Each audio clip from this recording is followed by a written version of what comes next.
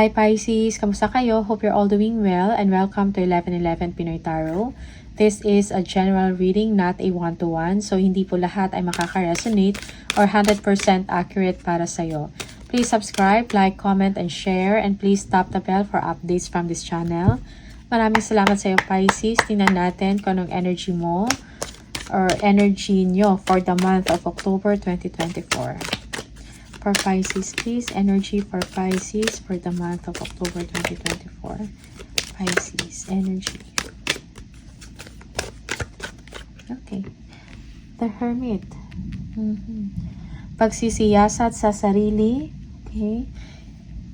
Parang pag-iisipan mo kung ano yung magiging direction mo or anong mangyayari sa inyo for the next weeks, months, or years. Okay. You will be withdrawing from social circles, from your friends, or even family and colleagues, no? You want some space alone, some time alone. You need, parang kailangan mo ng space para makapag-reflect ka, okay? Pagmumuni-muni, makapag-contemplate ka about sa iyong sitwasyon. Yeah, you will be spending time alone, no? For some of you. Merong self-reflection, introspection, getting to know more about yourself. Yeah, tingnan natin.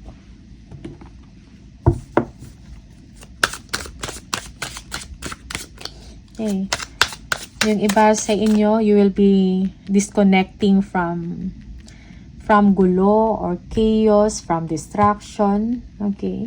Para makapag-focus ka sa sarili mo. Yeah. Okay. Tingnan natin.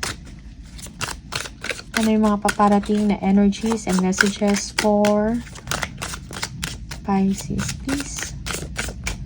Month of October 2024. Oh.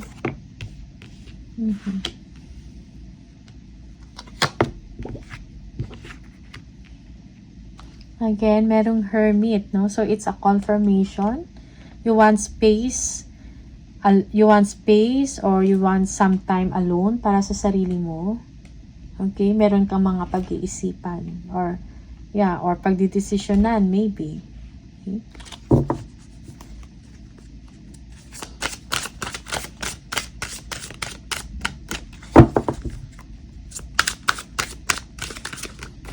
Yung iba sa inyo, kailangan mo mag-move forward sa inyong mga projects or kung meron kayong mga business, no, na ginagawa. So, do not underestimate yourself. Be confident. Okay?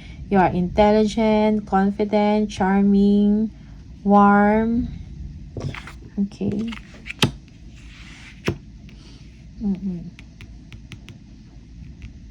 Merong energy ng katatagan para sa inyo. Okay? You will be needing clear thoughts or clear thinking for the month of October, Pisces. Meron kang desisyon na gagawin or some of you, important decision. Yeah.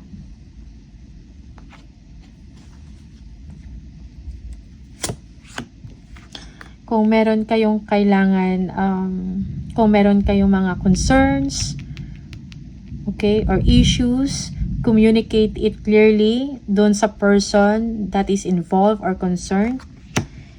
Okay. Yeah. So, Emperor. Okay. Yeah. So, kung meron kayong mga plans, most especially sa work, kung meron kayong mga ideas, no? Or may mga naisip kayo na brilliant ideas, you can share it, be open, communicate it with your boss or sa mas mataas sa inyo. Yeah. You need,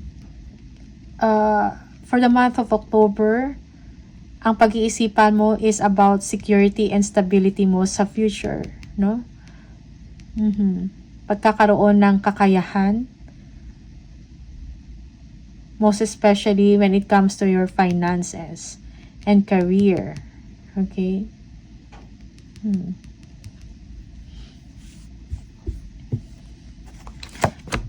Planning also involves, no? Ace of Cups, yeah, happy blessings for you, Pisces. You will be growing spiritually. Merong maturity, may sense of maturity in you, Pisces. Most especially kung gagawa kayo ng isang desisyon, okay, para sa sarili mo. Okay. Merong mga delays, no, na mangyayari in your situation. So, may mga changes of plans. For some of you, you will be getting information or wisdom.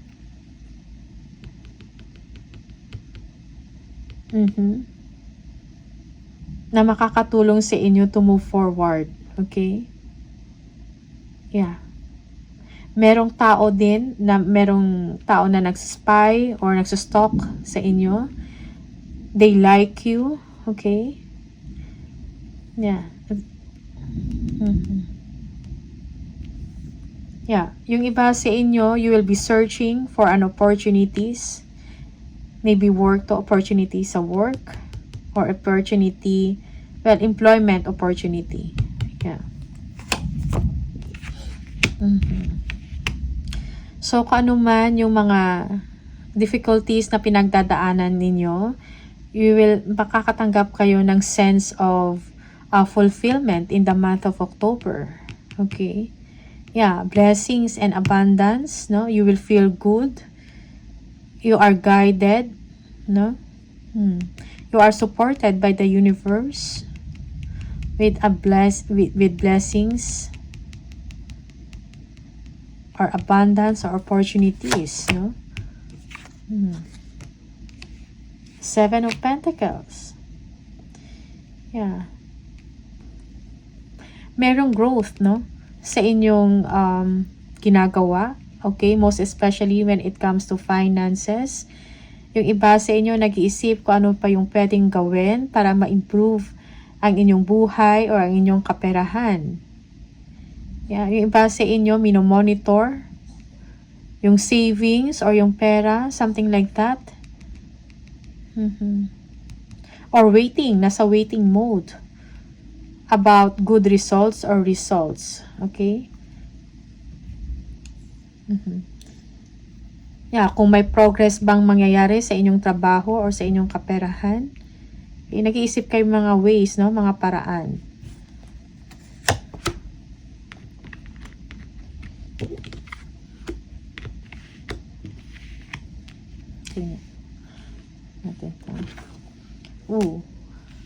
Be careful sa mga tao na hindi honest, no?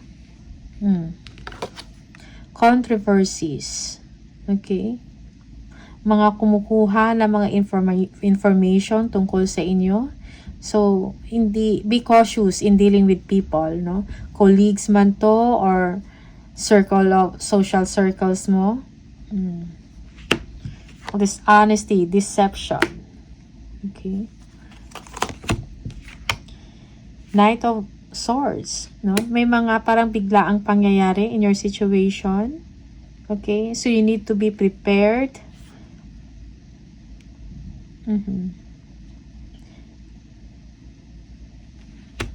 Pag-isipan ng mabuti din bago ka gumawa ng desisyon or ng aksyon sa isang bagay. Sa work man to. Okay? Yeah, for some of you, you will be confident in the month of October. Or you are in a defensive mode. Okay? May mga changes up na mangyayari. Okay? Yeah, parang mabilis na pangyayari. Mabilis na pagbabago na mangyayari sa inyo. Okay? Kung ano man yan, depende sa inyong sitwasyon. For some of you, parang nagiging heavy thinker kayo about home or about a relationship, no? Yeah. Merong curiosity.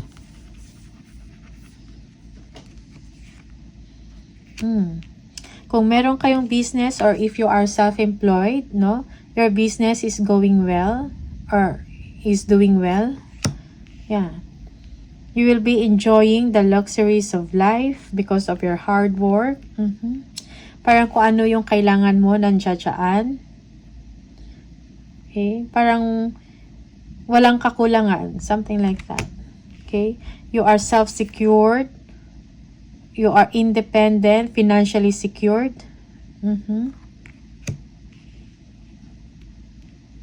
Yeah, for some of you, magkakaroon kayo ng bakasyon. It will make you feel happy and relaxed, no? Kakaroon ka ng peacefulness. Okay? Okay, the Hangman. So, let go kung meron kayo mga control issues dyan. Okay? Remove it. Let go of that. Also, be open to change. Accept change kung ano man yun. Yung iba sa inyo, you will be waiting for an approval. Okay? Or a go signal of something before you act. Or before you do actions. Yeah.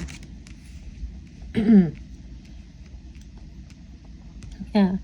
Maybe you are waiting for things to improve sa trabaho mo to or sa inyong finances. Okay?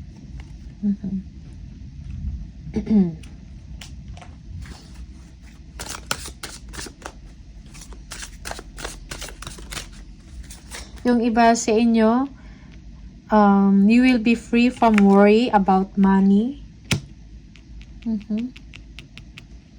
Kung meron kayong may mga goals kayo, you will be able to accomplish it in the month of October, most especially when it comes to finances or money. Okay? There is happy blessings for you for the month of October. Okay. Security is obtained for you. Yung parang walang problema. Okay. Alright.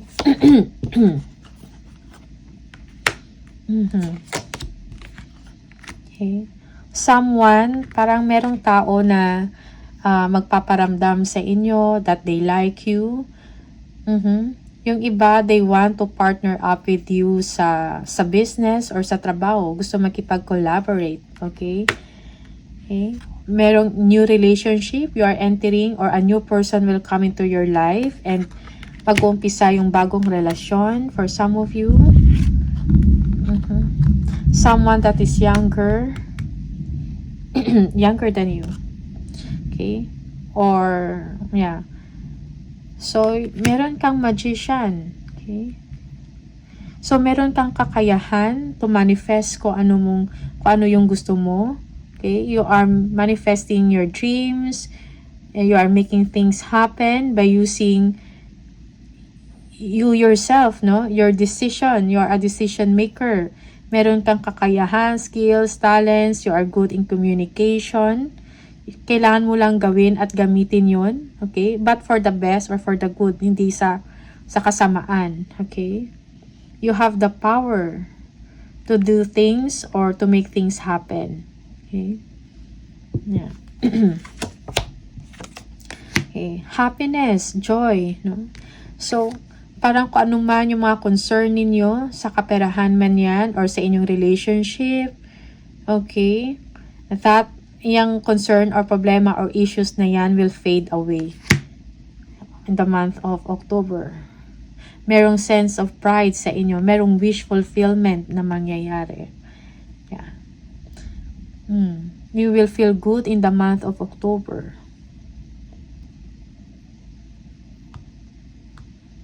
Yeah. Maybe someone will take action towards you. And this, parang ito yung and magiging masaya ka. Okay? Yeah. Or ma-achieve mo yung dreams mo sa finances or yung work na gusto mo. Okay? Merong offer of job na gustong-gusto mo and you will be able and you will receive it. Okay? Or matanggap ka sa trabaho na yan. Okay?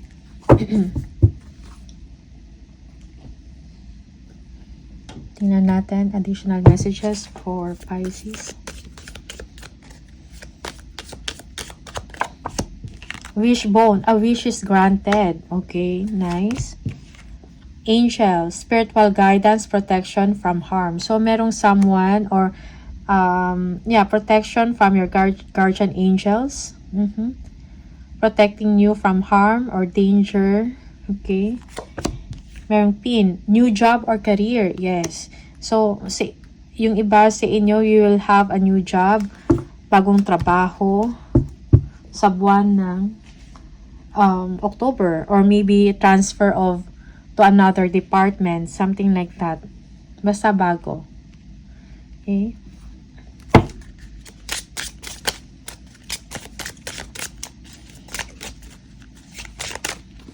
Ooh. Marriage. The fairies join you in celebrating wedded bliss. Okay, yung iba sa inyo ikakasal. Merong energy of marriage. Ask for what you want. Let the universe and others people know what you need. Okay, so speak up. Ask and you will receive. Okay, sabihin mo o communicate mo kung ano yung gusto mo, ano yung request mo. Okay, and you will be heard. And it will be given to you for some of you. Okay.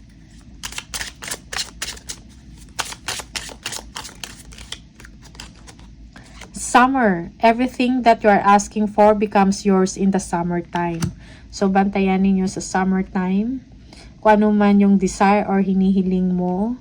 Okay. That will be given to you during summertime. Okay. Merong wish fulfillment.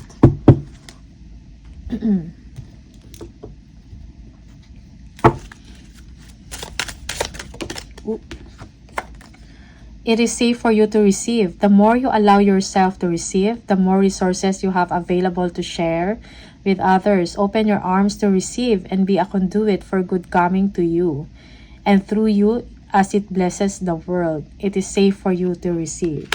Okay? So, open to receive, Pisces. Blessings, tulong. Okay?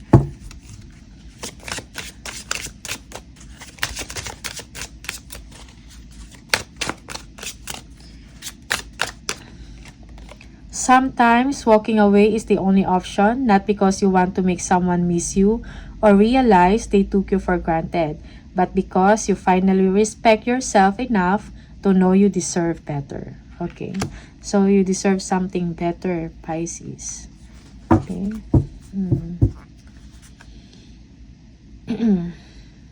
So, respect is needed, self-respect. So, Pisces, these are the messages for you. All the best. Maraming salamat and I'll see you on the next video. Bye!